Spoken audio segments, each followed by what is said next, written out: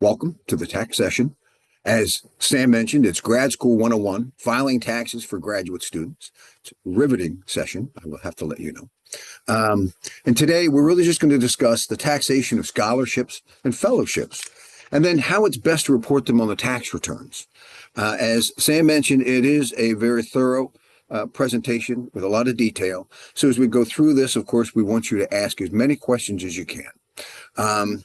If I can, on that note, as a university employee, as a tax director at the university, I'm really not allowed to answer questions regarding personal tax advice, and that would include interim President Grasso as well. And that's for insurance and risk reasons. That said, I'm able to respond to any questions that you have during this session. And the reason is, of course, this is educational. But once the session ends, then we fall back to where it becomes consulting, which I'm not allowed to do. So I wanted to make you aware of that as we go through this.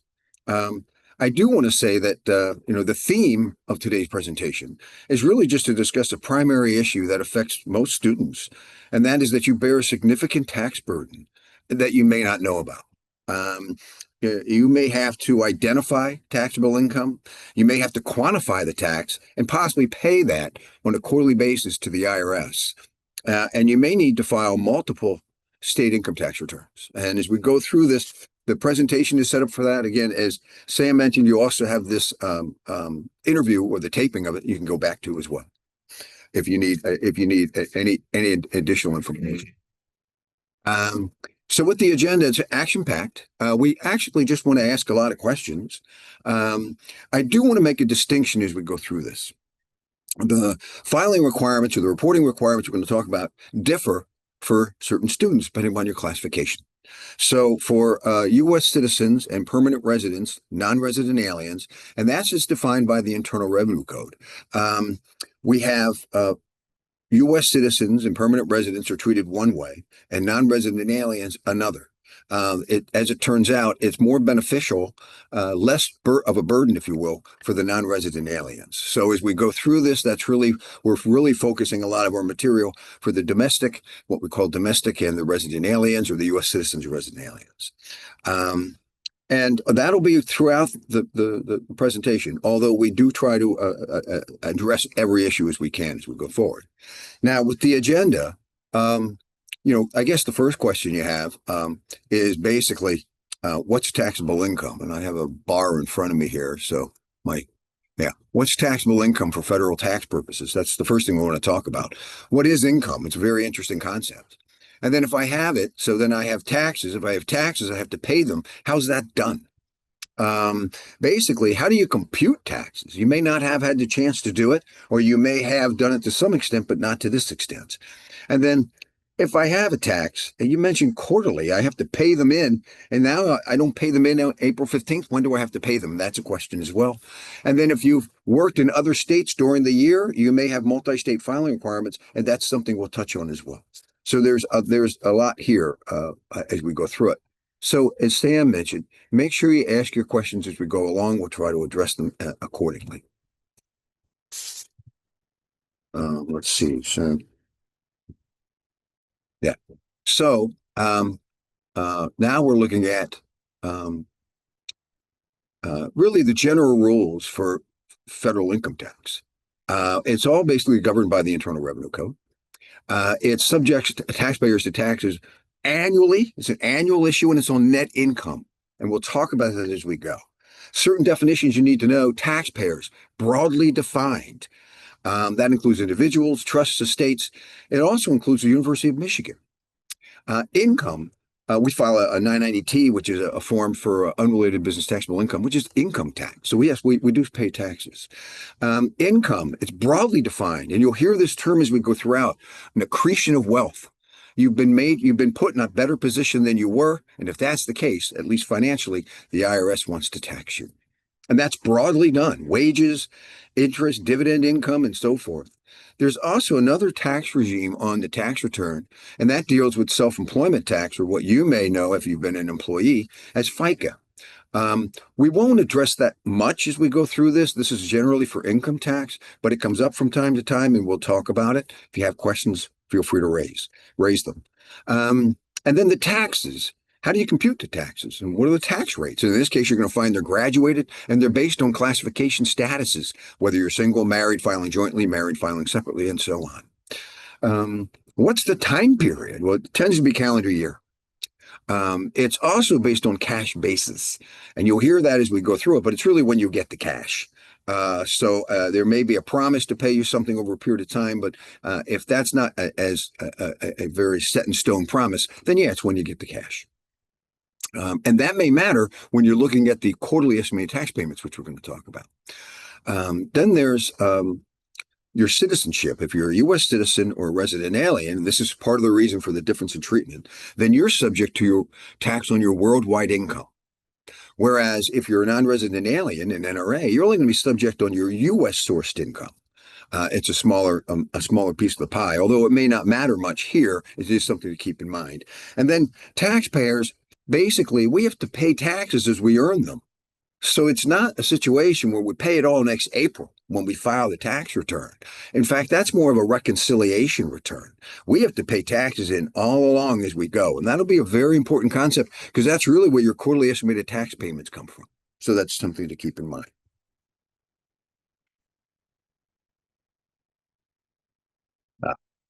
So now we have a, a good example. First, a lot of this information we're going to share, and we have at the last slide, a lot of it are IRS publications, a good source to learn a lot of the information.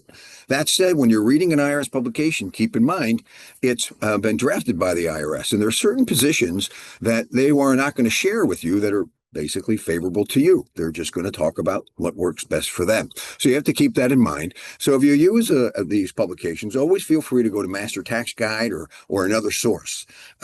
You can use TurboTax to some extent. You really want to use as much of a knowledge base as you can. That'll give you a better feel for taxes. As we go through it, we'll talk some about the ripple effect. That is, you hear it the first time and you go, I think I've got it. You hear it 2 or 3 more times and you pick it up better. And that's usually how it works. So that's why it's very important to keep in mind that people on the line with you today may also be helpful as you put it together a certain sort of network. Many of the issues we're going to talk about are very similar. If you've all got scholarships or fellowships, a lot of this is going to apply to all of you. So all of you get to work on it and make sure you feel comfortable with what you're doing. In other words, this is an opportunity to really get help from others and to help others. And in this case, we talked about graduated tax rates, and that's this piece comes from an IRS publication that really talks about these rates. And you can see you start out at 10%, and then if you're extremely wealthy, you're up to 37%. And then they have it by classification. So if you're single or married filing jointly, head of households, you can see the different rates. So that's just something to know as we go through this. Now we're going to talk the general rules about the taxation of scholarships and fellowships. Generally, anything and everything, and again, that's the accretion of wealth, is subject to taxable income, unless there's a code section that can pull that out. Code section 117 says if it's a qualified scholarship, it won't be subject to taxable income. The qualified scholarship is defined basically as a recipient who's a candidate for a degree, graduate student, for the purpose of studying or conducting research in an educational institution. That's very important because right then and there, you're talking about research for your growth and gain, not necessarily for the universities. When you're working as a GSRA, you're an employee, you're working for the university. So there's a difference there. And then in this case, good example of what meets a qualified scholarship is the payment of tuition and fees. Now, in many cases, you don't pay them, they're waived, but it would be taxable just the same unless this code section excludes it, which it does. It's also a bit broader than just tuition. It hits on certain things that are required as part of the curriculum. That would be fees, books, supplies, equipment. So in my day, and I'm showing my age, but we got a syllabus and we had on the left books required and on the right books recommended. Well, it would be those books required that would fit the qualified scholarship definition and would be considered tax-free.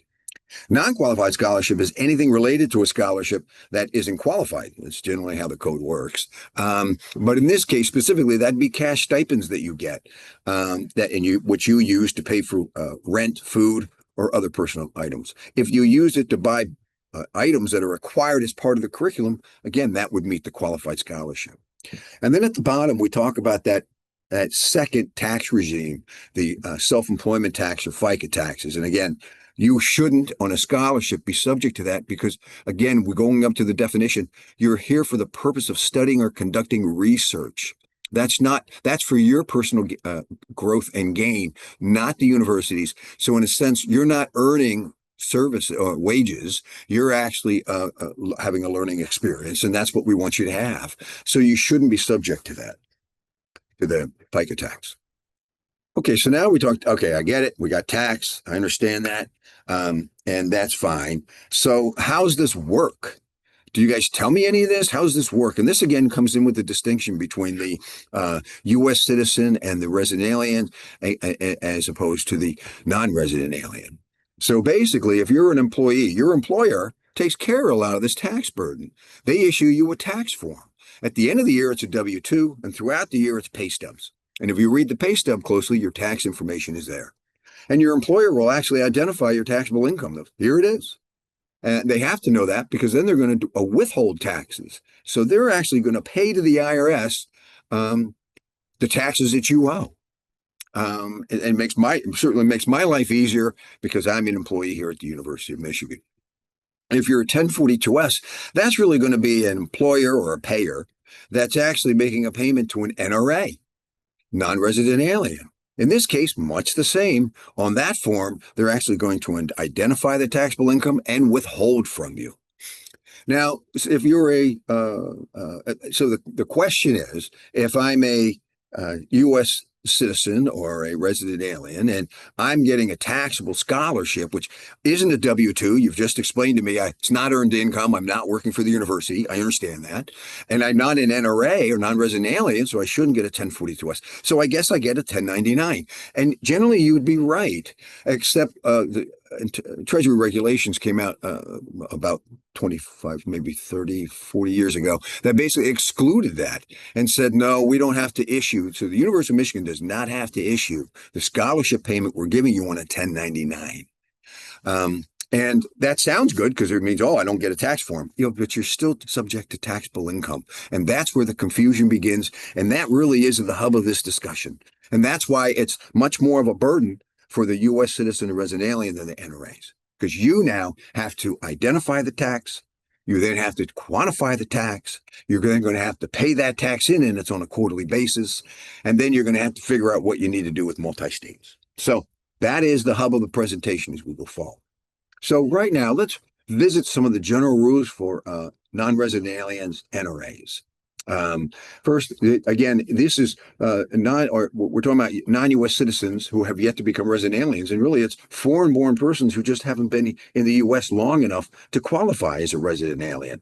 And there's some examples here as to what gets you there, and it's the substantial presence test that really says if you're here half the year, you become a resident alien, and that would generally be the rule. If that's the case, again, if you're a non-resident alien, you're only subject to the income you're earning on the U.S. So you could have an art gallery in your home country, sell the art, and make lots of money. Your home country can tax you on it, but the U.S. can't because you're not a U.S. citizen or a resident alien. That said, if you are a U.S. citizen or resident alien and you go ahead and sell art, my example always is in Ireland, then you're going to find that, Ireland's going to tax you on that income that you earn from the sale. And so is the U.S. because you're a U.S. citizen or resident alien. So now we have foreign tax credits that's supposed to help offset that double tax burden. But just the same, something to keep in mind. So payroll, if you're a non-resident alien, payroll is the place to go. They actually process all this. They have to determine if you are an NRA, what your classification is. Then they actually have to determine what's going to be qualified or non-qualified. They're making the income tax determination for you, and then they will withhold. And that is generally the situation. Now, if you come from a country that has an income tax treaty with the U.S., you may have a situation where your non-resident alien status is longer than 183 days, and that is typical. It might be 5 years, 6 years. It also will be a situation where there may be an exception for you, or the rate could be lower. So it's something to keep in mind. Payroll will not view the treaties. That's your responsibility because that falls to you. But basically, they will do the withhold. So if you think you're excluded on the treaty, you'll need to reach out to payroll. Um, and there is FICA, but again, that's with a situation where you're working, but the rules are different there than income tax. If you go to file the return, there's a U.S. income tax return that you need to file, the 1040 NR. What you'll get from payroll is a 1040S, a 1042S. So that's just the numbers come out and so forth.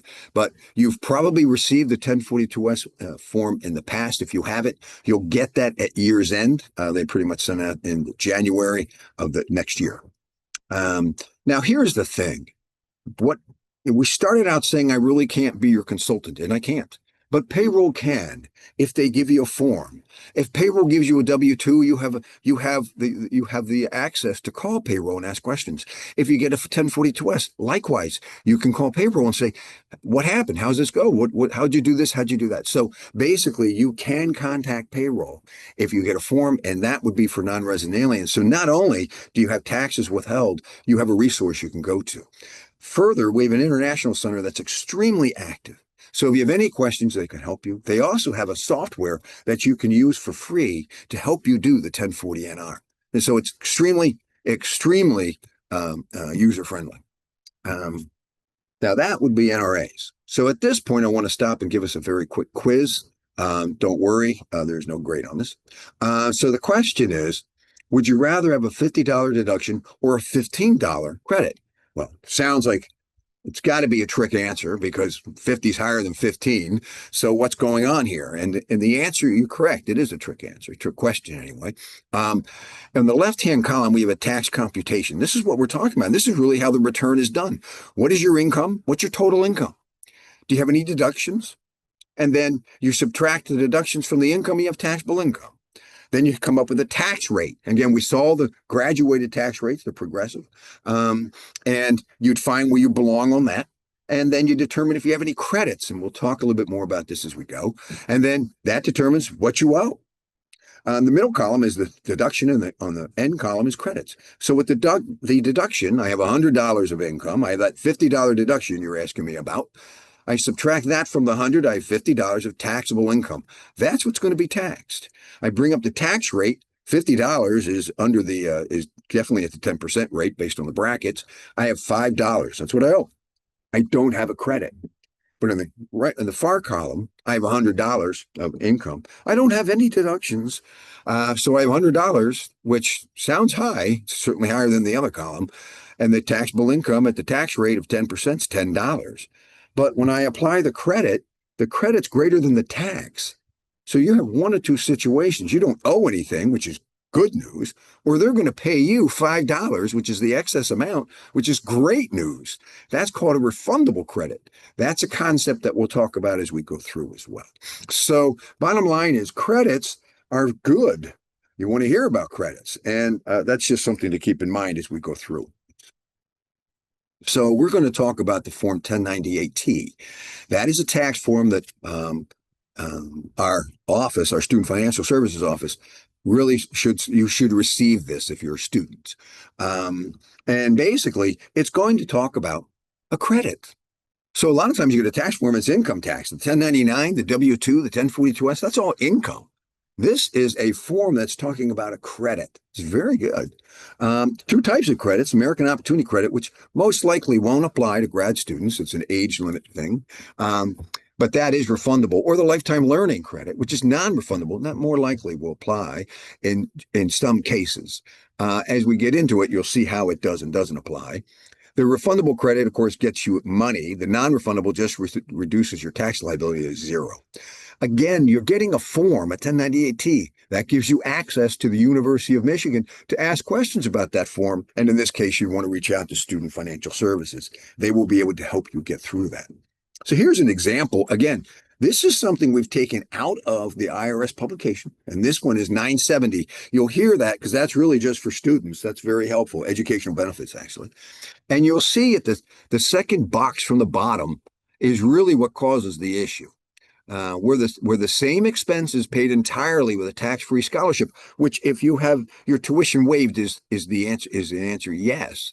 And if that's the case, you're not entitled to credit because it didn't come out of your pocket. You didn't pay for the tuition, so you're not going to be able to get a benefit for it because you didn't have any burden. So bottom line, that's how that works. Now, I know I mentioned the American, there's 2 credits, and the lifetime learning basically has the same analysis. You can see second box from the bottom, ask the same question. So generally, what I'm telling you is credits are good, and we give a form regarding credits. Problem is, if you have a scholarship and your tuition's been fully paid or waived, then you won't be entitled to it for that tuition. Now, if you went to, you came in and this year, part year, last term, last winter, spring, you were at another school and you actually paid, or you paid tuition, you might still be entitled to it for that. But for the scholarship or fellowship, you won't be able to qualify for the reason in the box second from the bottom that says the same expenses were paid. Someone else paid those expenses. You're not going to be able to take credit for it. That's how it works. That's what the form looks like. What happens is in box 1, we put in the amount of what the tuition is. What's interesting, in box 5, it says scholarships or grants. So on the form itself that you're getting, it will tell you whether you're entitled to any of these credits. Typically, 5 includes qualified and non-qualified scholarships. So, and box 1 only includes qualified. So box 5 often is larger than box 1 when it comes to you having received a scholarship. And if that's the case, box 5 is the contra account or the negative box. In other words, you have more scholarship than you have what's in box 1, so you won't be entitled to the credit. So the form will tell you. If it turns out otherwise, you have another form elsewhere. Please keep in mind you take that form and then you put the information onto your own personal form, the form that you're going to attach to your own tax return. That's Form 8863. That's very important because that's narrowly tailored to your personal tax income situation. And then that's the Form 8863. And as you can see, they ask certain questions about how much you're making and so forth and so on. And that's why it's narrowly tailored to your situation. So you may be able to, even if you get this and you're entitled to this, you have to determine by attaching this form whether you actually get that credit or not. So that's the piece at this point in time. And we're going to move into really some of our case studies. So how to report this? We talked about what's taxable, and I get it. And I see there's a need to file it. I understand I may have to make a payment. So how does the tax return work? How does the process work? So Sam, do we have any questions for the first part? We don't, Ed, you've been so thorough. Wow. Okay. So now we have, oh, by the way, this is taxes really based on humor. It's very dry material. And I actually, I think you'll find as we get closer to the end, the humor is just, even the jokes are funnier. It just doesn't seem as funny. So it can wear on you. So humor is very important. We have to keep that up all the way through. So we talked about deductions. How do you quantify? All right, I understand how to identify it, but how do you quantify it? And we talked about deductions, and you're like, so what do you get? So there's a couple things here. One, there's a filing threshold, and it's tied to this one deduction. If your overall amount of money that you're getting is less than that deduction, that means you don't have to file a tax return because you're not going to have income greater, that income test that we took, the income won't be greater than the deductions. You'll have a 0 or a negative number. You shouldn't have to. That said, you may want to file because you may have already had taxes withheld for whatever reason. Either you were a GSRA here at the university earlier in the year, or you worked at Wendy's or some other place elsewhere. Again, when you do a tax return, it's one bucket and you throw everything in. You don't do a tax return for scholarships and then a tax return for your Wendy's income. It all goes into one bucket. So you may actually have withholding elsewhere. More importantly, if you're married filing jointly, your spouse may have actually, have a lot of withholds. So your scholarships won't be subject to tax, but there's value there. So anyway, always consider whether you want to file, even if you have a negative amount, because you may get a refund back. Now we go to the standard deduction. You get a standard deduction. You don't have to spend anything to get it just for breathing. You get a standard deduction. And right now, if you're single, that's $15,750. We had to make some changes to the schedule only because the new tax act that came out, the one big beautiful bill, what we call O3B, not to be confused with C3PO, but the idea is they did make an adjustment for the 25 year and they increased the standard deduction. I will say that the bill is favorable for most taxpayers, and we one of the benefits is right here. So you'll see that going up. Then the next piece we want to talk about is dependent. If you're a dependent or not, what does that mean? To be, and we'll go through this very quickly, but it really won't have much of an impact to your return. It may have an impact to your parents' return. And it really won't change the deduction that you get that we're talking about. So, and there's a lot of reasons why, but basically that's how it works. And we have a case study to walk through this. But from time to time, your parent may call up and say, I'm going to take you as a dependent. You're like, what does that mean? Where are you going to take me where? And what this means is, as a dependent, they get to take you who you are as a deduction on the tax return because you're a dependent. And you can see there's two tests: qualifying child or qualifying relative. If you fail one, you're the other. You have to fail both for them not to be able to take you as a dependent. And with most grad students, they will not be able to take you as a dependent. So, but there's 5 factors in the qualifying child. Most of them are very hard to be able to walk through. So, who provided more support for the year, you or your parents? Did you live at home more than half the year? And so, what's the relationship test is basically straightforward in the joint return, but it can be, people can spend a lot of time on whether you're a dependent or not. But the one asked test is the age test under criteria 2, which is if you're 20, you have to be 23 years of age at the end of this December to be a dependent.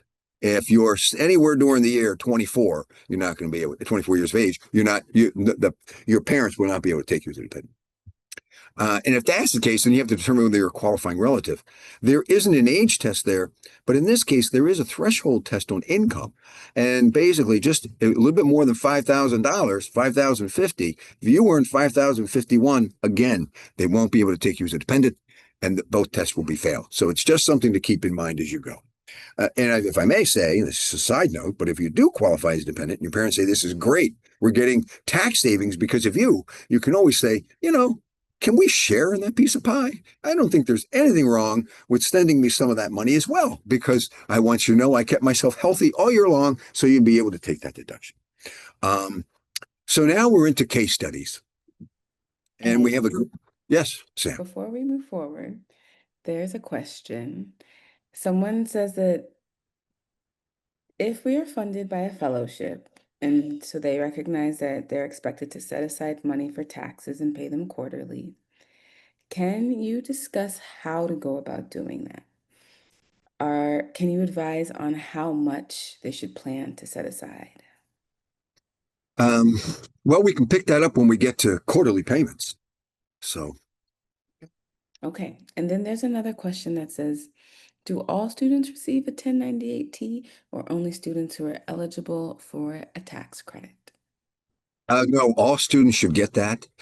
They do have a situation, the Treasury regs exclude the non-resident aliens, but our office has determined, our student services office determined that it's administratively more difficult to pull the students out than it is to just issue the form. So everyone gets a form. Yes. Thank you, Ed. One more question. The income from on-campus employment, GSI, GSRA, is taxable, yes? And if so, does that mean that the employer or the department, in the case of the fellowship, will withhold the portion of the income tax according to the tax rate and pay to the IRS, and then later they can file that for the return? That's actually, whoever asked that question did a very nice summary of what I said. So thank you. And yes, that's exactly what it is. That burden we're talking about is off your shoulders when you're a GSRA, because the University of Michigan will issue you a W-2 on that for that amount of money, and they'll withhold on that amount of money. So the idea is that you don't have to worry about filing quarterly estimated tax payments for what you earn as a GSRA. Thank you, Ed. So case study, we have a graduate student, single, so we know classification, $16,000 of scholarship fund.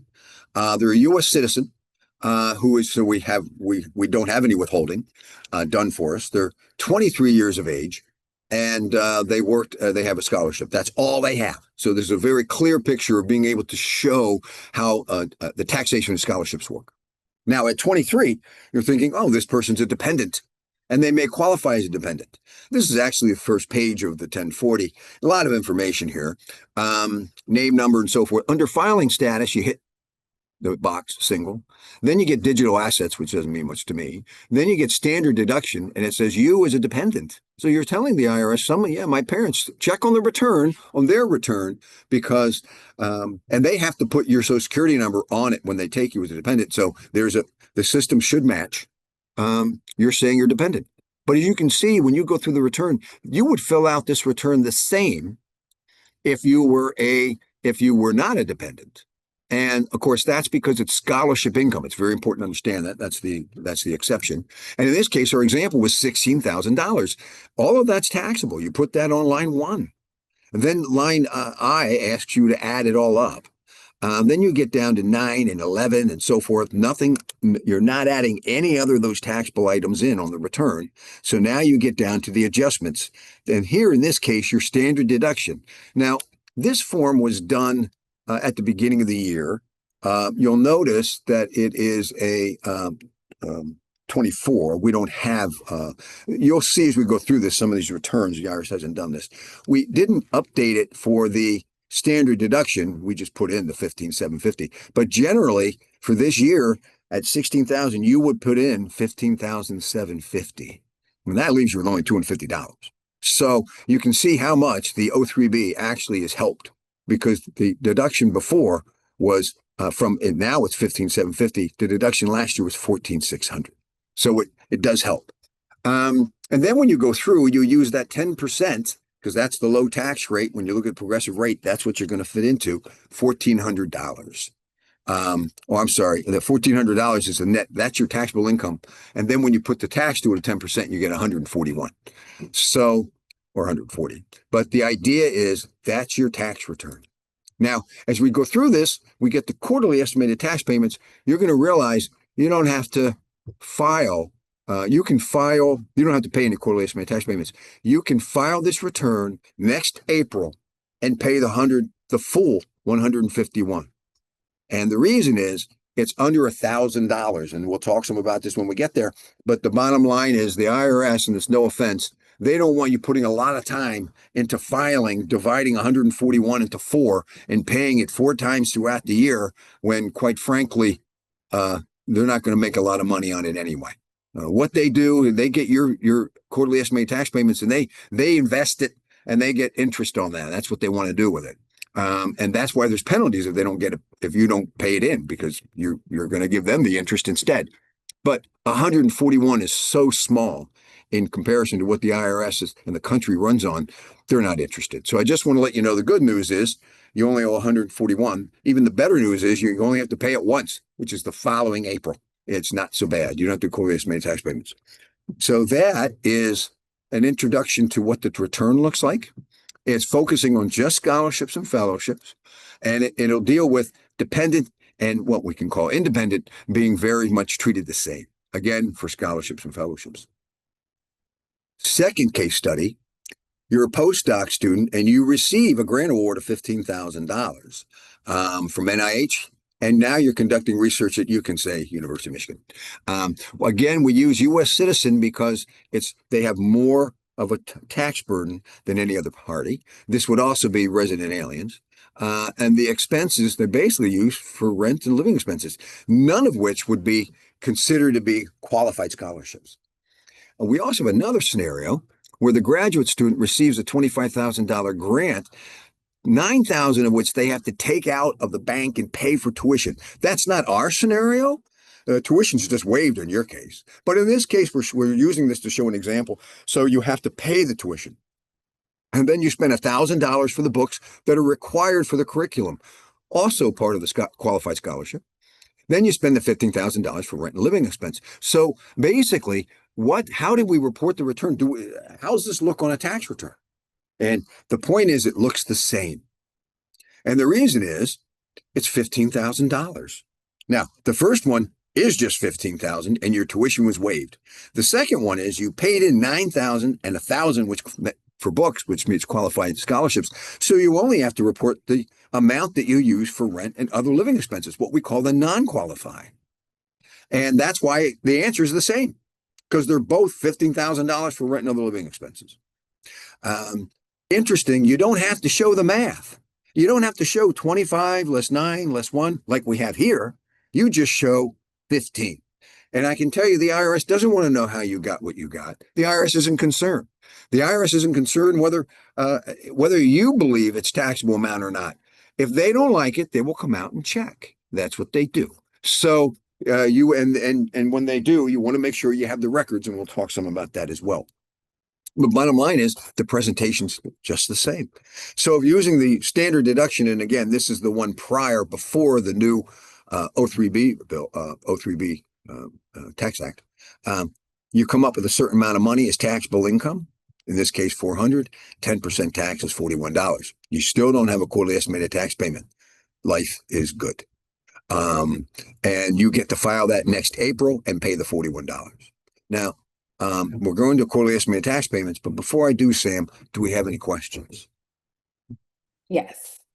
So GSIs receive W-2s, correct? And so does that mean that they do not have to calculate quarterly payments? That's a great question. Now, what happens on the W-2 is you fill out a W-4. So you're telling payroll how much to withhold. If you told payroll to not withhold anything, yeah, you're going to have a payment. But typically, I don't see that much. Basically, GSRAs hit the 1 or the 2 or the 0 box. So basically, payroll is going to be withholding on that amount of money. In fact, you can increase the withholds on that to cover any amount of income that you're getting that's going to be taxed that doesn't have a withhold, like dividends. Let's say you have an interest account and you get paid $10,000 a year in interest from a trust account. Well, that's going to be subject to tax. That may be subject to quarterly estimated tax payments if the trust isn't withholding, and in most cases it won't. So that could be a situation. So you could increase the withholdings on your GSRA amount to cover it. Remember, you all go into one bucket. So it's the old, this piece can cover that piece as long as you have it. So you get to determine your withholds and how it works. But generally, if you just do what most students do, yeah, you ask for a withhold, payroll's going to take that amount out and pay it to the IRS, and that's going to cover your income as a GSRA. Now, if you get GSRA income and a fellowship income, you have to consider quarterly estimated tax payments on the fellowship income. And we'll talk some about that as we go forward, but that's the idea. Again, if you're married and the spouse is over withheld, again, it's covered because you just have to pay in a certain amount. It doesn't have to be so much per that for fellowship, just what's in the bucket and then total tax. And then here's the total amount of withholds and credits to your name. And then what's the difference? And if the other person, your spouse, is paying all of that, you're fine. If you've paid for it as a GSRA earlier in the year, you're fine. If you haven't, the difference is that's what you got to pay in. That kind of thing. So that's how it works. Okay, thank you, Ed. And to clarify, if we are an incoming first-year grad student on fellowship, will the University of Michigan withhold? You're an income student graduate. Could you read An it? incoming first year on And you're getting a fellowship. fellowship. Yeah, no, Mhm. no, the university will not withhold. So they will not withhold on a fellowship. They will withhold if you're working in the role of an employee, like a GSRA. But if you're getting a fellowship or a scholarship, however you want to call it, then we just pay that out as we're supposed to. And a lot of times NIH tells us what the amount is, and we just pay it out. We don't do a withhold. That's going to be what's subject to the payment, to the estimated payment. Thank you, Ed. Someone also asked just regarding funds. If money is not used on expenses like rent and instead saved to use for tuition later, do they still have to report that for taxes? Great question. Yes, you do. It's taxable income. How you spend it, it matters if it's qualified or not. But if you didn't spend it for something qualified, it could be rent. It could say, I lived with somebody.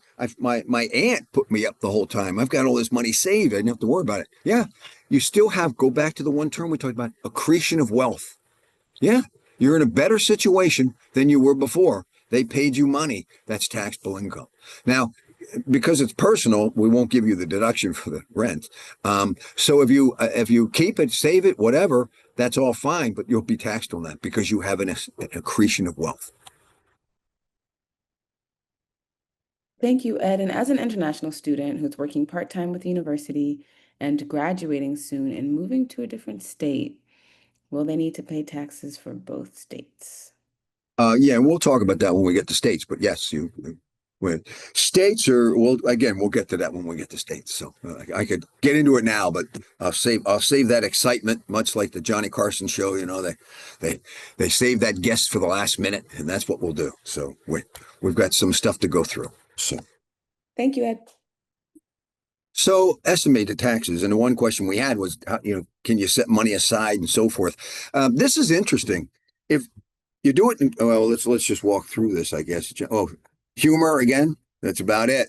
There's not a lot of humor when it comes to quarterly estimated taxes. So I want to let you know. So one, the hard thing to understand is it's not even easily done. So we don't do this in even 3 month increments. No, that'd be too easy. The first one is 3 months, and you get 15 days after that to figure out 2 weeks to figure out what you earned or what you have to pay tax on in the first 3 months. And then we go 2 months. Here we got April and May, and all of a sudden, 2 months, and I've got 2 weeks to figure out what happened then. Then I go back to the 3 months because I got June, July, and August.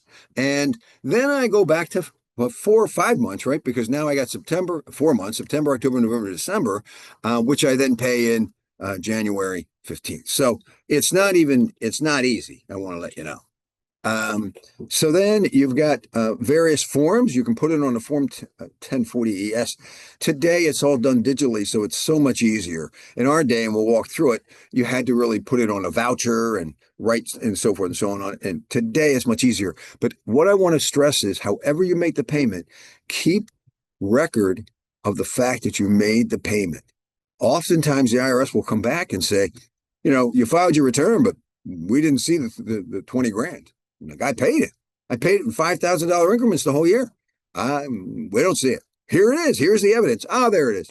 And you're like, are you doing this intentionally? Because it seems to be so straightforward. But actually, they get very busy. They have a lot of things going on, and they just can't have it or get to it. And they don't mind asking and so forth. I will say, IRS still, I've never had real problems with the IRS, and they continue to be friendly on many levels. But be patient with them, but always be careful. Copy everything. And another issue, you go to get audited.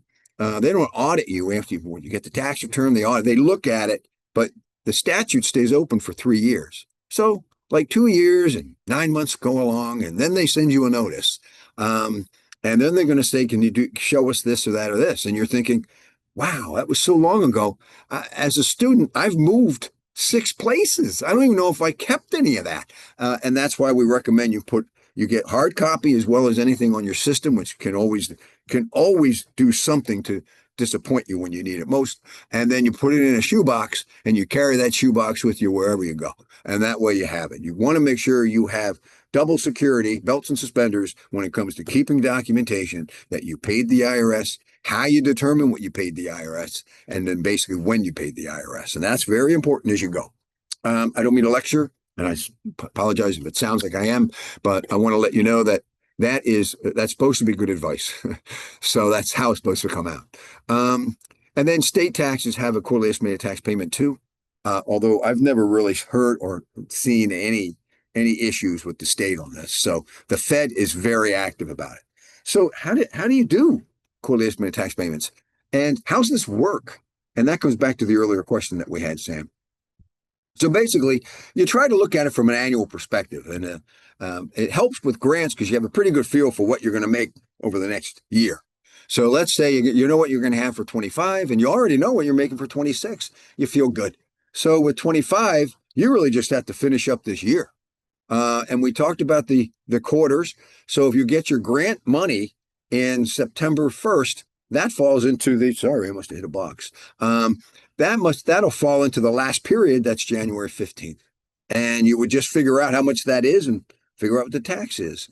Next year, when you go to do it, you're going to have the same issue. In this case, we have $30,000 of total income. That's your grant. You've got a deduction. Again, the standard deduction will vary with the new O3B, but that's what you want to do. And then you come up with what the tax would be on it.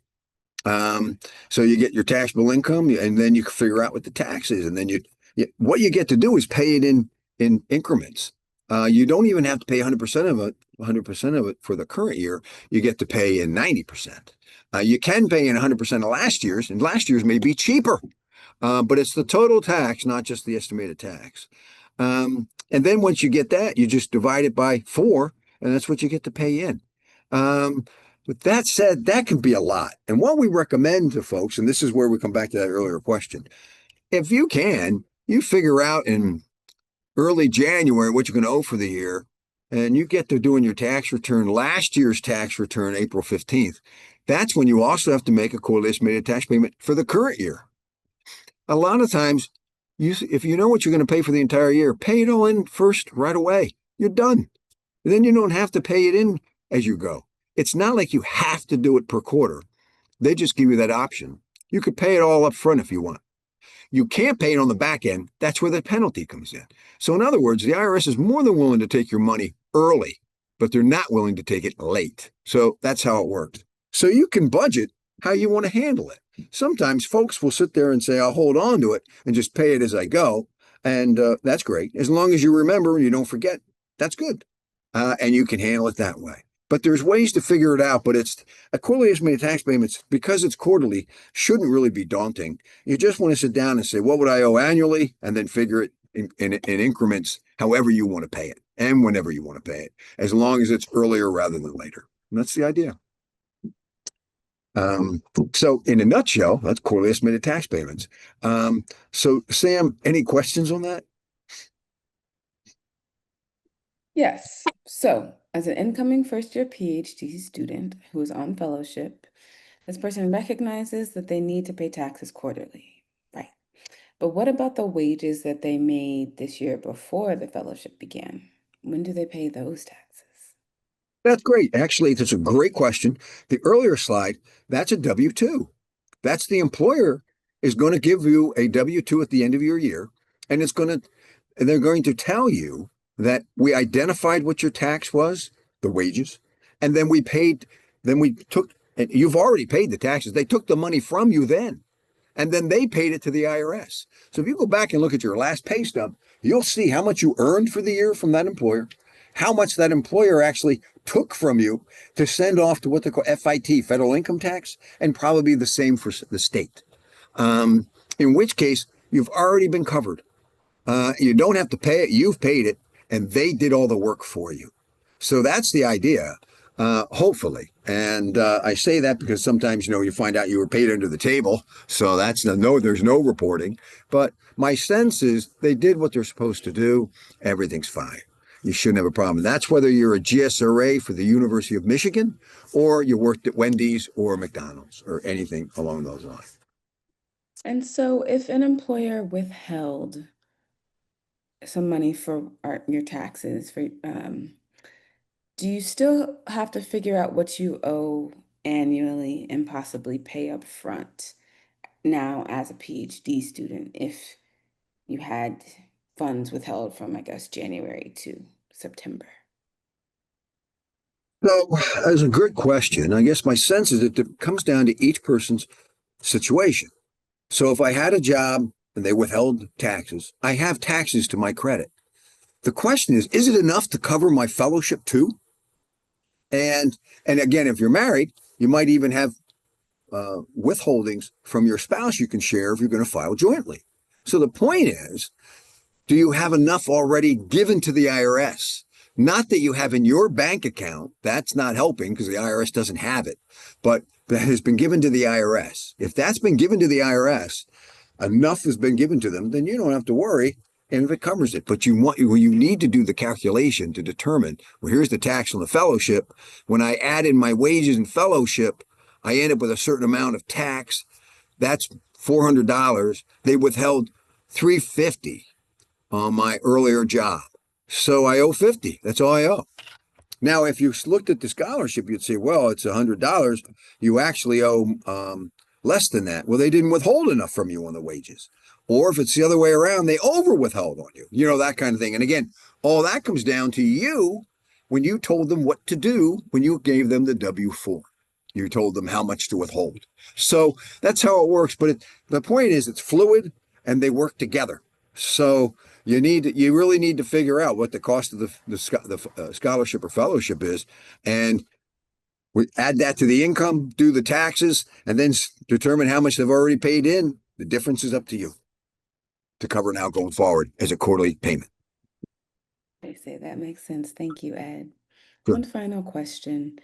If somebody has fellowship first semester and a GSRA a second semester, do they only make the quarterly payment in September while they're on fellowship? The first semester was GSRA. First is fellowship, second is GSRA. So let me go back on. So remember now, calendar year. So the first semester the fall semester? Yes. Okay. So what happens there is you're in the fall semester. We're really looking at January and December of that year. So it's really the last 4 months of the year. So what did you do for the first 8 months? What you do next winter term doesn't fall into this current year. You see how that works? So the question is, what happened in the winter term for the earlier part of the year? Because you go from January to December. And the person goes, well, I also was a GSRA for that time. Then that's the W-2 that you want to be able to factor into your taxes for that year. So the fact that you're coming in now is really the latter part of the calendar year. So that's how it works. Thank you, Ed. Okay. So just going through some process issues, this is what the form looks like. And again, a lot of this can be done digitally. In the day, you had to fill it out, and you can see up in the upper left-hand corner, it's the first payment of possibly 4. That's due April 15th of the current year that you're in. You fill out your name and so forth. They need your social security number, which is why people aren't really comfortable doing that. And that's the idea. But a lot of times what you do is you take a copy of this and a copy of the check before you then send it off, because then you have the appropriate documentation. So that's always something to keep in mind. Today's world, you can do a lot of this electronically, and it's not a problem. But again, get your documentation. As you can imagine, there are 4 vouchers. So this is the first of 4. Then the IRS is really accommodating when it comes to you paying the money. So they have this schedule, and you'll find this in the publication that we talked about. This one would be for estimated taxes. Again, you'll see them listed on the last page of the outline. And here you have your 4 quarters. Now, you can see the 4th one falls into the 26th year. If the 15th falls on a Saturday or Sunday, it falls into the next Monday, just to let you know. And you want to be able to get it in on time if you owe anything. It's pretty straightforward, and this helps you keep your records that you've done this. You will also need to have a copy of the check and so forth, because anybody could write this in here in their mind. So this is to help you. This isn't really going to serve as your evidence that you made a payment if they come back to you and say, we don't see it on our records, just to let you know. And then penalties. Now, the thing about the Internal Revenue Code is, if I may say so, it would make a terrible parent. There is nothing that's incentive-based here. It's all based on punishment. You don't do it, you get penalized. That's all they talk about. And in this case, you have to pay in 90% of the current year's tax liability or 100% of last year's tax liability. You can also do it on an annualized income method. Well, when you get a scholarship, you pretty much know the periods it's coming in. So it's not really that sophisticated. But the good news is there is an exception, and that is if it's $1,000 or less, you don't have to worry about quarterly estimated tax payments. So the two case studies we had earlier with the $15,000 dollar amount, the tax was so small, it was under 1,000. You get to pay that in when you actually file the return next April 15th. So the good news is if you have a lot of activity going on, or you don't have a real high stipend amount, then I don't think you necessarily have to worry. But just the same, you got to go through this to know what to do. And you may have a situation where it's $800. It's pretty significant, but it's still under 1,000. That's fine. But when you go to file your tax return April of the next year, make sure you have that $800, because what happens is that's why they want quarterly estimated tax payments, because you go to pay next April and you're like, oh, I spent it all. Well, that's a problem. And they need your money, and they want it, and they want it sooner than later, and they want to make sure they get it. So it's something to keep in mind. Again, if I sound like I'm, lecturing or a little bit more leaning on the Darth Vader side, I apologize. It's just I don't want you to end up with a penalty when you could have avoided it. So now we're up to a much more interesting area, which is, state income tax. And I find it interesting as we go, but, we threw a tea party because we didn't have representation. Now we have representation, and you're going to find we're paying tax to the federal government and the state government on the same dollar. That's what we got for a tea party. So I just want to throw it out.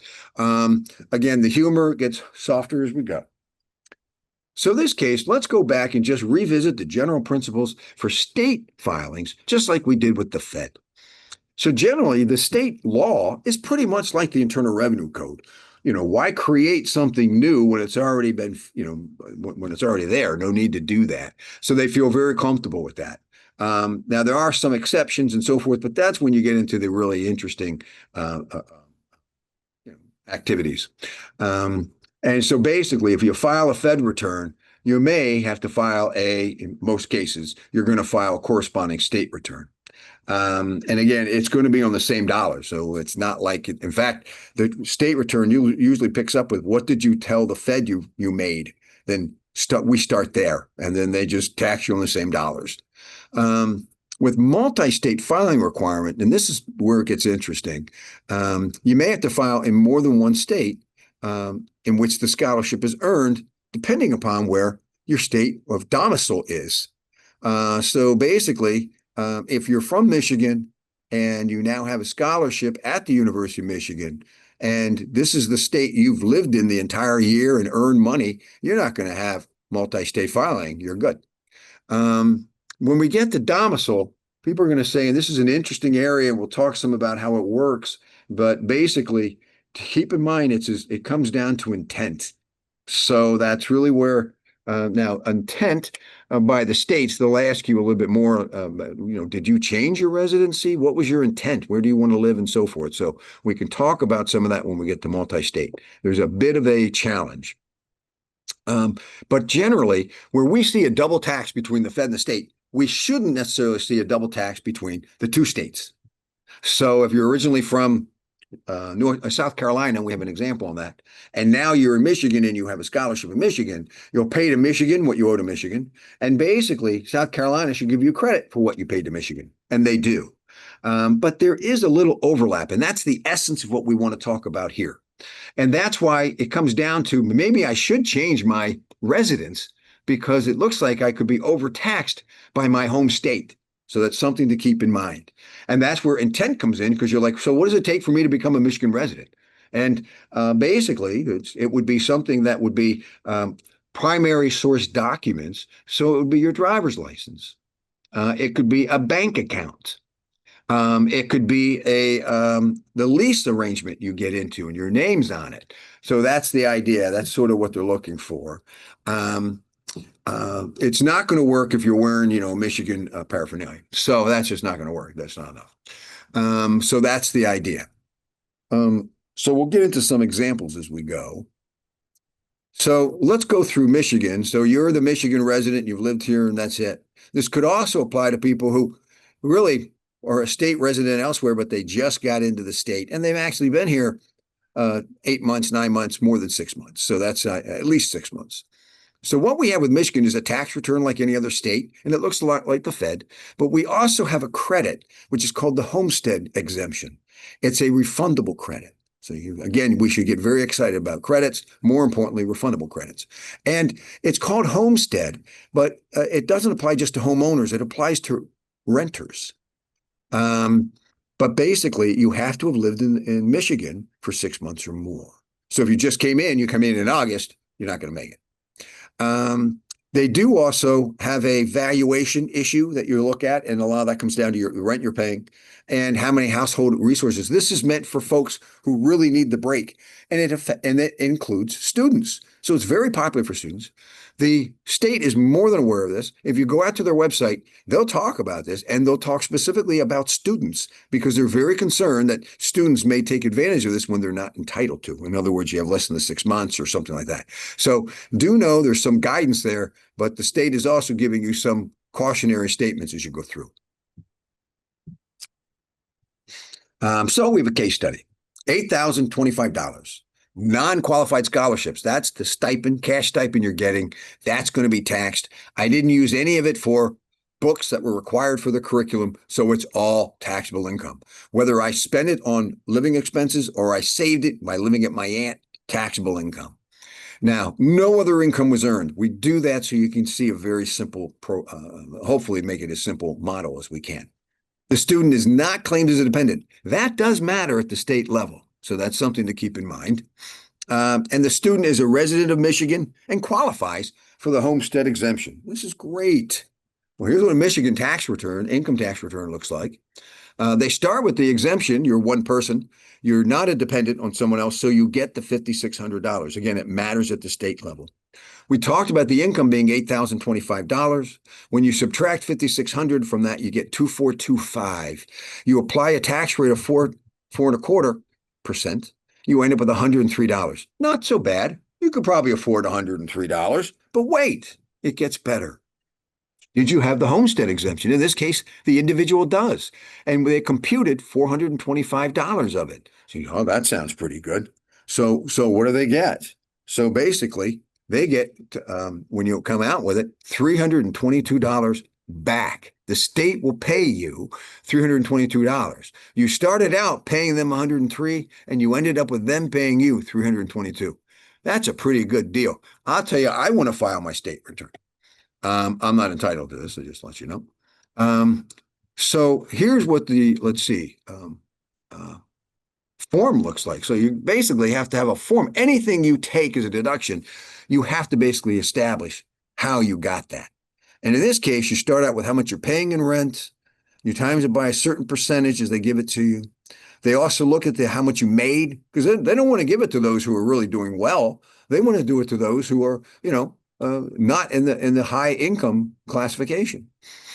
Then they turn around and you get so much. We'll see how you got that. And then you subtract a certain amount from it. And in this case, you end up with $425. That's how it works. How you figure that, I'm sorry, I thought I had another slide on it, but that basically helps you get to where you are. You can see you get the 425, you bring that forward. That's where the 425 is to give you the 322. That's how it works. So that's Michigan. Michigan has an exemption. If you qualify for it, your life is good. We just wanted to bring that to your attention so you know of it. So now we're multi-state. So now you're coming from another state. You have a couple of questions you have to ask. Keep in mind, the states are a lot like the Fed. You get taxed on your worldwide income. And the question is, which state gets to tax you on your worldwide income? So you're coming from, the question is, do you want to transfer your residency from where you coming from to Michigan? And you can do that this year, and that would make you a part-year resident. You were part-year resident in the state you came from, and now you're a part-year resident in Michigan. Or you could say, nope, I'm not changing. I'm going to stay a resident of my home state. Well, that would make you a non-resident in Michigan. Does it matter? Does it change? Well, if you want to be a part-year, you've now become a Michigan resident. So the next year, you're only going to file one state tax return. That'll be Michigan, unless you want to change it and want to go back. This year, you will have to file two returns because you're in the process, the transition of changing. It rarely falls on January 1st, so or December 31st. So you're going to have to file two returns. But going forward, you wouldn't because you've now said I'm a true, loyal, blue Michigan resident. Um, and if you say, no, I want to be a non-resident, I'm not changing my residency, that's fine. Michigan will still tax you on how much you earned in Michigan because it's a Michigan source income. They get to do that. They actually say that while you were here earning your scholarship, you were able to avail yourself of their roads and other places and other things that they make available to you. They kept you safe from a security perspective.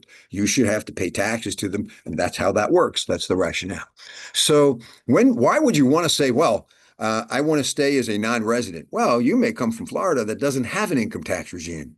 So then that way, Michigan will only tax you on the Michigan source income. And if you make tons of money elsewhere, let's say you have a bank account, and again, that kicks out $10,000, a trust estate, a trust return, something like that. You won't have to, Michigan won't be able to tax it because you're not a resident of Michigan. Michigan can only tax what you earn in Michigan. So you may want to keep it. You may want to keep it because you're loyal. I love California. I'm going to be California to the day I die. I saw one coach said, I'm born in Texas. I'm dying in Texas. So bottom line is people can be that way. So you want to check and make sure that you have the right residency, where it has a tax regime or not. Then if it does, and you say, well, how much is it? In the Midwest, tax rates are basically low. On the East and West Coast, they tend to be much higher. So if you want to look at that, we have an example and we'll show you how that works. In this case, it's South Carolina. You pay more in South Carolina if you stay as a non-resident than you would if you changed your residency to Michigan. That's the difference. And that's what we're talking about. Now, it sounds like, well, wait a minute, I can just do this if I want to. No, you have to pick up a burden, which is you got to change your driver's license. You're going to want to make sure you want to get some your bank account, bring your bank account up here. You want to be able to show that you are actually a Michigan resident. It could also be your passport. I guess when they have addresses there. But the idea is it's on documentation. You want to make sure, primary source document, that you're a Michigan resident. If not, the state will argue that you're not a resident here, and it would be the home state that you left who would get the extra taxes. So it's just something to keep in mind.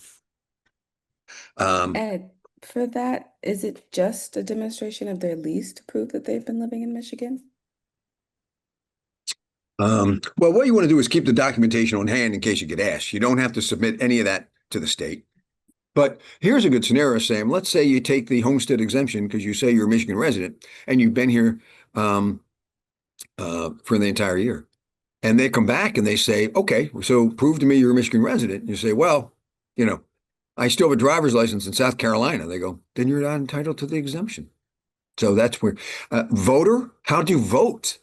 Where's your voter registration? And if you say to me, oh, no, my voter registration is in South Carolina, you didn't move.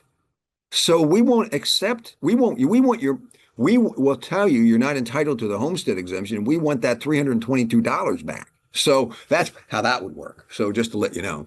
So yeah, you want to look at your driver's license, voting registration. These are documents that prove that you've moved. That's all you need.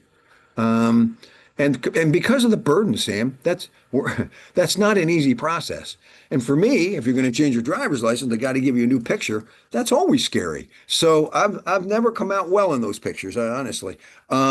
Just doesn't work well. So that's the idea. So that's something to keep up. So that's the questions you have when you see this. Anybody have a question on that? Yes. So, do we need to have the driver's license and voter registration before the payment date? Or do they just need to happen before anyone comes asking for them? Yeah, that's a good question. I think the later you wait, the greater the risk. Let's just put it that way. Okay. And if someone's state is covered by the reciprocal agreement, would there be any advantage for changing their residency to Michigan in terms of taxes? That's a good question. You have the same questions. Every state that's a border state that we have a reciprocal agreement with has a tax regime. And for those who aren't aware, you have reciprocal arrangements where instead of basically saying, gee, I worked in Michigan. So, but I live in Ohio and I have to pay to Ohio, but because I'm making the money in Michigan, I have to pay it to Michigan. Then when I file my return, I also have to pay it to Ohio. And somewhere in there, there's a cash crunch before I get my refund back from Michigan to then pay Ohio. Um, and there tends to be more of an employment relationship, but you can do that if you like. But yeah, we don't see I think Michigan probably has a higher tax rate than any of our border states. So you'd have to check into that. But I think it's all very close. So I don't even know if it's worth the effort. But um, you want to go back and make sure you're entitled to the reciprocal arrangements because they do, because you really the employer is the one who actually sends the payments. Michigan, University of Michigan sends it to Ohio. Do you know what I mean? That kind of thing. So that's usually how it works, Sam. So you want to make sure you're comfortable with that. Any other questions?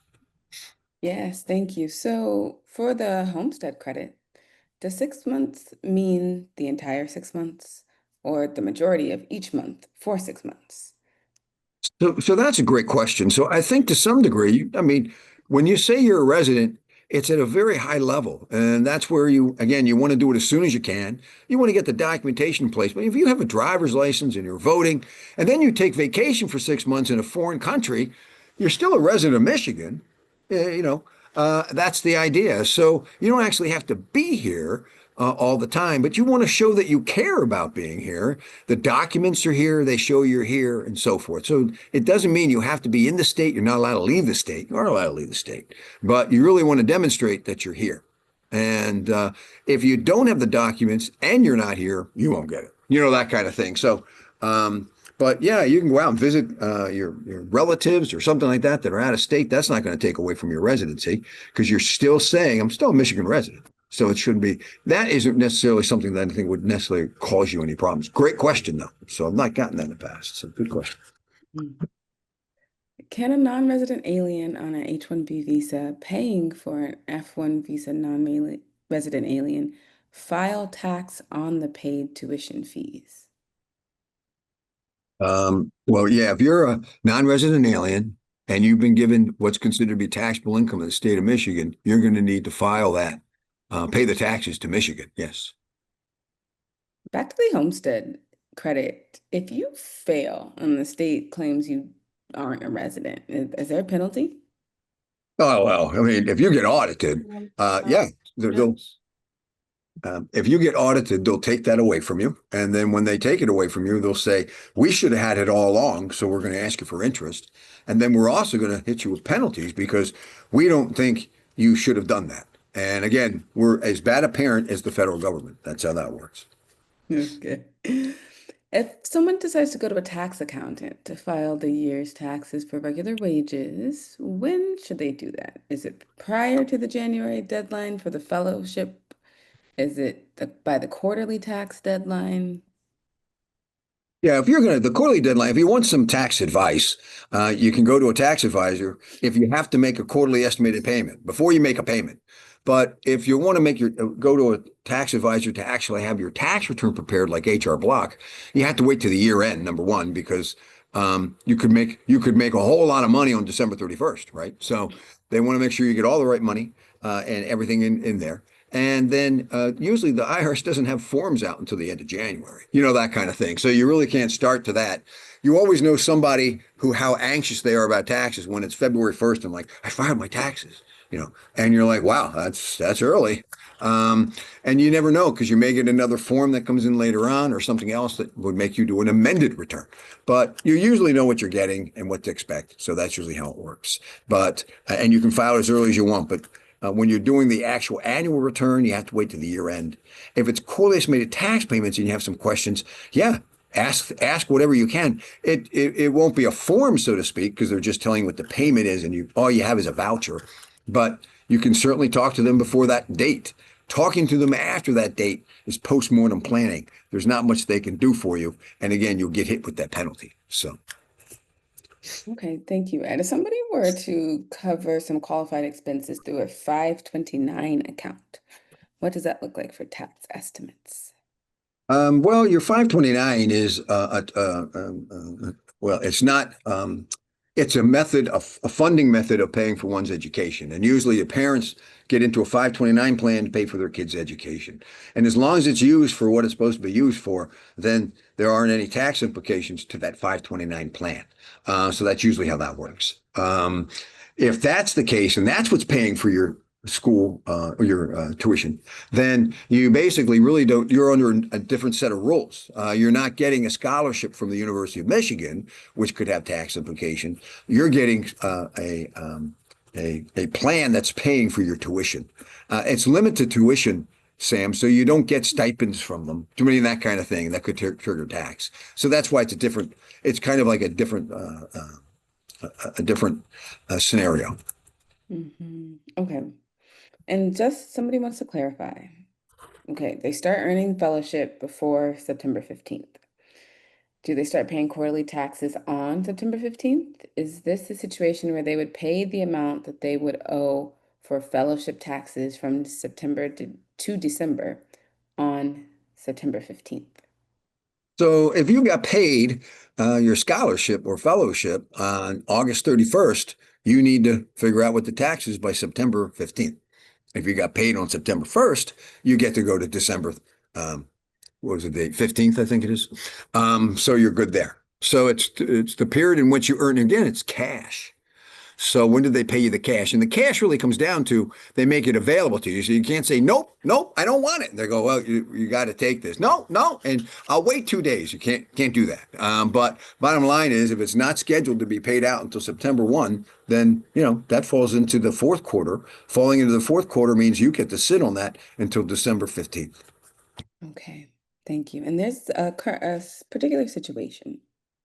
An incoming international PhD student from a country with a tax treaty with the US has a combination of GSI income and non-qualified stipend. Their home country's taxes are favorable towards stipends only, but not towards the GSI earned income. The treaty also extends the period of being an NRA up to 5 years. Is this the possible course of action? Should they contact payroll to let them know I will file my stipend in my home country? The university withholds and pays the taxes for my GSI income. Does this mean that they do not have to pay the IRS anything themselves until they become an RA after the 5th year? And then what happens to state taxes in this case?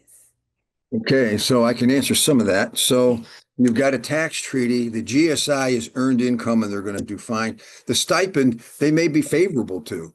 So you'd really have to read through the treaty to see what it says, but and ask but payroll can't help you because if it's the stipend from the scholarship, payroll just pays it. They don't give you a form for it. So they can't really answer that. So then your position is, well, I think it's excluded from tax under the treaty, then it's excluded from tax under the treaty, and you don't put it on the tax return. You get to put your argument together, but you don't have to share it with the IRS until they get curious and they come out and ask you questions, if they do that. So the bottom line is that's a position you may take that says my stipends is excluded because I'm basing it on the treaty that my country has with the U.S. If that's the case, then you can do that. And if you're still, and are you still entitled to that treaty benefit? And that would be, where you're probably still entitled to treaty benefit. As a resident alien, you may or may not be, but certainly as an NRA, you would be. So that shouldn't be a problem. But again, a lot of variables because treaties can be tricky and so forth and so on. And if that stipend does qualify or not for the what you believe to be the exemption, but that's your position and that's fine. And if that's the case, what follows for the Fed follows for the state. So, and then that means the stipend isn't taxed on the Fed return, it's not taxed on the state return. And then because the Fed treaties do cover state income tax. So then you just be taxed on what you get paid as a GSI on your wages. But there's a lot you want to make sure you look through to get comfortable there. So that's all I got. But that's what I can say because I can't read it. I don't have it in front of me. But that's the idea. So. Thank you, Ed. Now we only have 9 minutes, and I still got my case study I want to go through. So if I can, let me put the questions on hold and get through the case study, and then we can come back to whatever they have. Case study: we have a postdoc student a grant of $50,000, pretty sizable amount of money, from NIH to conduct research at U of M. The student has interest income of $70. The student is a resident of South Carolina, is not claimed as a dependent, so this is very important from the state perspective. The individual would need to file the state tax returns in Michigan and South Carolina because they have income in both states. They have income of, you'll see how it works, but even if they just had all the income in Michigan, they'd still have to do two returns if they didn't change residency. And in this case, the individual wants to be a non-resident alien. So we have a Michigan tax rate of 4.25. In South Carolina is a progressive rate, like we see at the federal government, 3% up to 6.2%. So here's the Michigan return. We've seen this before. It starts out with the exemption, and you're entitled to the exemption, the $5,600, because no one's taking you as a dependent. That's unlike the Fed return. That's something to keep in mind. The adjusted gross income is $50,070. That's what you got. The $50,000 from the NIH, and then the 70 in interest. What you do is you end up subtracting out the $70 because you're only going to be taxed on the income that's Michigan sourced income because you are a South Carolina resident. They tax you on the full 50,070, but Michigan can only tax you on the 50,000 because that's what was earned in the state of Michigan. When you come up with that and you subtract the 5,600, you end up with 44,400. The tax on that at, again, the 4.25% is going to get you 1887. And that's basically what you owe. Now you should be paying quarterly estimated taxes or whatever and go from there, but there's credit, but that's what you owe. 1887 is what you owe to Michigan. Then you have a lot of detail. So what does that mean? So there's another sheet that you need to fill out to really show why you subtracted the 70,000 out, how much it ends up getting allocated to Michigan. This really helps you determine if you're entitled to that full 5,600. Because the amount earned in Michigan is nearly 100%, you get basically 100% of the exemption, that 5,600. If it was only 50%, you'd only get half of the 5,600 to deduct when you were subtracting out the 50,000. So that's how that works. So that's that idea there. So they've always got forms for you to fill out. This is the 70. Why? Why are you not including the 70? Interest income. What does that tell me? Well, if you're in, and go back to the state return here, we have you, as a single over here. And in box 8, we have you as a non-resident. So interest follows the body follows the residency, and the residency is South Carolina. So the $70 of interest actually belongs to South Carolina. So that's how that works, and that's what you're telling the state of Michigan when you put the $70 on this form. So now you get to Carolina, and you're thinking all that should be on the return in Carolina is $70. This is page 1. It talks about certain things, and there you have being single. And you're not a part year resident, so they're going to think you're a full year resident. And that's how it works. So now you put the full 50,070 on because that's your home state. And just like the federal government, if you're a citizen or a resident alien, they get to tax you on your worldwide income. So even though you earn 50,000 in Michigan, South Carolina gets to tax you on that 50,000 because that's where you want your residency to be. So they tax you on the 50,070 as well. So you're being double taxed here. You're already being double taxed between the Fed and state. Now you're being double taxed between two states.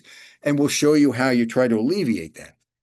So you subtract out the 4,790, which is the exemption amount you get for South Carolina. You end up with 45,280. You figure your tax on that. And again, you have this graduated bracket. So now it's $2,146 that you owe to South Carolina. Well, they're going to say, we're going to give you credit for the amount you already paid. So you paid in 18, so 1877. So the difference is what you owe to South Carolina. Here's the irony. The difference is $259. That's greater than the 70. That's all you should be paying tax on. Michigan taxed you on the 50. Now you're paying more than you would have. And the reason is the rate is higher in South Carolina. So yeah, they're gonna end up taxing you more. This is a perfect example when you say, you know what, I want to transfer my residency to Michigan and be part year resident in South Carolina, and then a part-year resident in Michigan and then go forward, because at 50,000 a year, the 4.25% at Michigan is cheaper, less in taxes than if I stay in South Carolina, which can get up to obviously over more than, 5% or whatever it is. So I'm saving money by going out and getting my voter registration changed and my driver's license changed to Michigan. And that's it. So that's how that works. And that's the example. So come back to this for questions if anybody has any other questions. With very couple minutes. So. The 1887 in the case study that's due to Michigan, is that quarterly or is that the total year? That's the annual. I'm only doing that on the annual. You have to look at the state rules to determine whether I have to do a quarterly amount, and go from there. I think if you're over $11,000 of taxable income, you have to do quarterly. But you can find out on the Michigan State website. In this case, the taxable income is greater than that. So yeah, you might have to do quarterly estimated tax basis payments to Michigan as well. But again, I'd leave that up to you. This is to really to make you aware of the concepts, not necessarily to again, it's a ripple effect. You've done well to learn. That question tells me you've done well in learning how to really find your way through this. This slide will get you through that. Various things. 970 is probably the most important. For non-resident aliens, you want to look at 515, and then withholding and estimated taxes should answer a lot of your questions. That would help as well. So these are, and they're all pretty valuable. But so Sam, I think we're out of time. Do you have any questions we can still fit in? One question says, if their home state does not have income tax, it does not save money to switch their residency. They'll have to pay the same to Michigan either way. Yes, I think that's a true statement. If your home state does not have a tax regime, you do not want to transfer your residency to Michigan, because they would be able to tax you on that $70. If you do, you just stay where you are, and then you're only going to pay on the 50, but not the 50, 70. That number can be much different depending upon your personal situation. So, it may be truly worthwhile, more than $70. But the idea is, yes, I think you've got that. That's the decision you have to make. I don't want to transfer because Florida doesn't have a tax regime. There's about 6 other states as well. Okay. Thank you, Ed, so much for all of your wisdom and your time. And thank you, everyone else, for being here today. I am about to place a link in the chat that will help with evaluating our program so that we can continue to improve everything that we offer for you moving forward. Thank you, Ed. Well, Thank you, thanks, Sam. audience. As always, and I appreciate it, folks. Thank you very much.